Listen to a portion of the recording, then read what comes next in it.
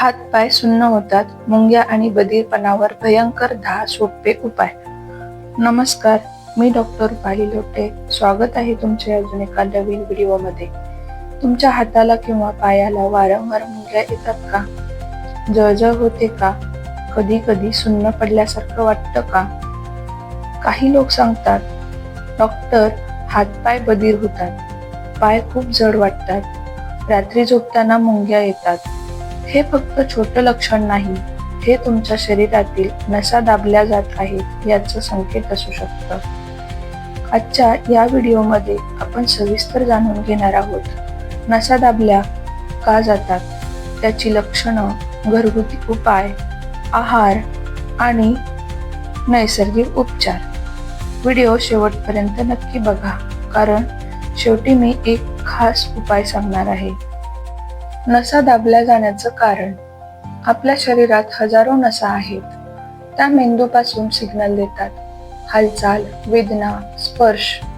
पण जेव्हा या नसा दाबल्या जातात, नर्व कॉम्प्रेशन होतं, तेव्हा समस्या सुरू होते.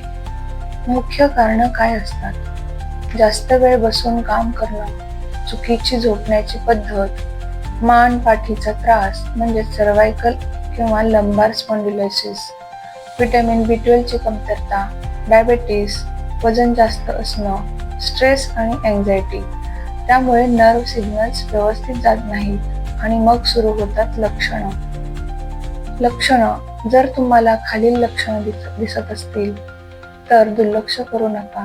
हातात पायाला मुंग्या येणं, जळजळ होणं, बर्निंग सेन्सेशन होणं, बधीरपणा म्हणजेच नमनेस, पाय जड होणं, चालताना वेदना, रात्री त्रास वाढणं, हातात विकनेस असणे, काही लोकांना तर वस्तू हातातून पडतात. ही सगळी लक्षणं नसा दाबल्या जाण्याची असू शकतात. उपाय नंबर 1. गरम पाण्यात कापूर प्लस लिंबू प्लस ॲपल सायडर व्हिनेगर. हे कसे बनवायचे?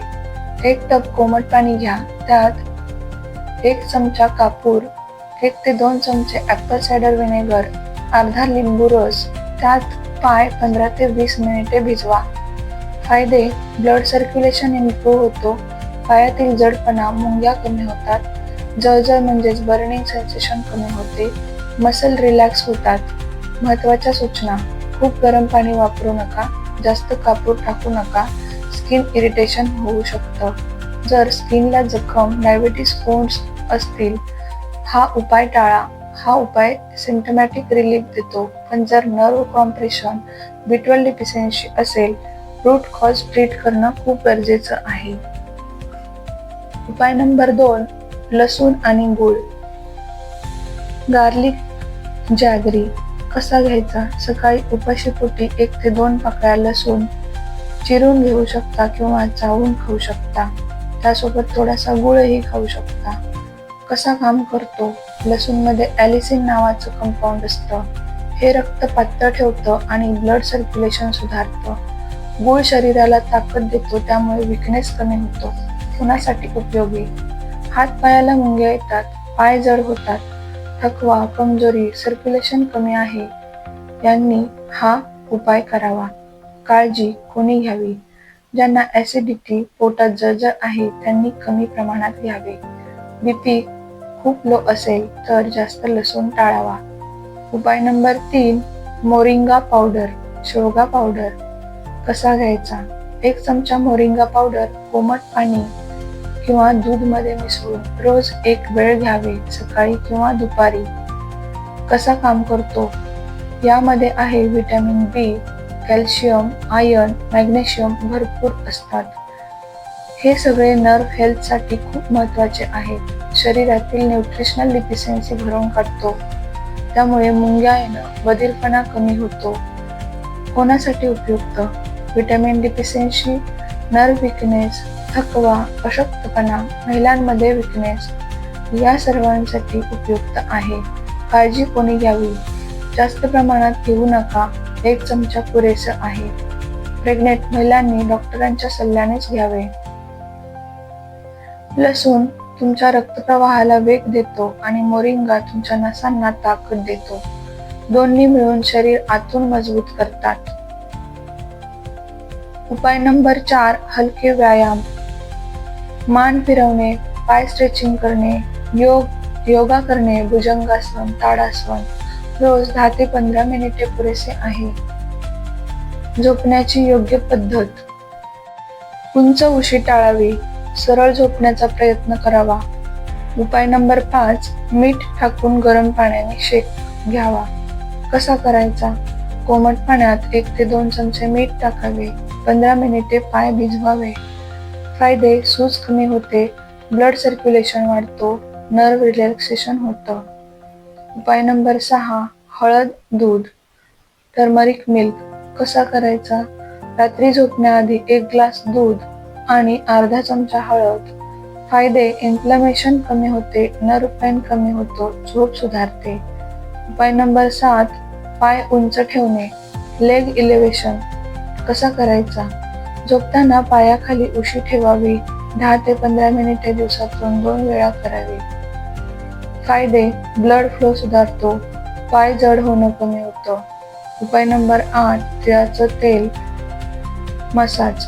तिळाचं तेल मसाज कसा करायचा? तिळाचं तेल थोडं गरम करून रोज 5 ते 10 मिनिटे मसाज करावा. फायदे: नर्व स्ट्रेंथन होतं, स्टिफनेस कमी होतो, रिलॅक्सेशन होतं. उपाय नंबर 9, व्हिटॅमिन B12 आणि पोटॅशियम वाढवावे. आहारामध्ये हे खावे: केळी, अंडी, दूध, ड्रायफ्रुट्स. कारण व्हिटॅमिन B12 कमी असेल तर मुंग्या येणं, बधीरपणा वाढतो. उपाय नंबर 10, चालणे, वॉकिंग थेरपी. कसा करावा? रोज 20 ते 30 मिनिटे चालणे. याचे फायदे: ब्लड सर्क्युलेशन इम्प्रूव्ह होतो, नर्व दबाव कमी होतो. आहार. नसा मजबूत ठेवण्यासाठी आहार खूप महत्त्वाचा आहे. खायला काय हवं? दूध, दही, अंडी, ड्रायफ्रुट्स, हिरव्या भाज्या, केळी, व्हिटॅमिन B12 रिच फूड्स. हे टाळावे. जंक फूड, जास्त साखर असणारे पदार्थ, मद्यपान, धूम्रपान या सर्व गोष्टी टाळाव्यात. जर तुम्हाला वारंवार मुंग्या येत असतील, पायबदरी होत असतील, तर फक्त घरगुती उपाय करून थांबू नका, कारण हे डायबिटीस किंवा व्हिटॅमिन डिफिशियन्सीचं लक्षण असू शकतं. जर खालील सिम्पटम्स असतील तर लगेच कन्सल्ट करा. चालता येत नाही, खूप जास्त वेदना होतात, अचानक सुन्नपणा येतो, डायबिटीस अनकंट्रोल आहे. जर तुम्हाला किंवा तुमच्या घरात कोणाला हातपाय सुन्न होणे, मुंग्या येणे, नसा दाबल्या जाण्याचा त्रास होत असेल तर दुर्लक्ष करू नका. व्हिडिओ आवडला असेल तर व्हिडिओला लाईक करा, शेअर करा आणि अशाच आरोग्य संबंधित माहितीसाठी फॉलो करायला विसरू नका. भेटूयात पुन्हा.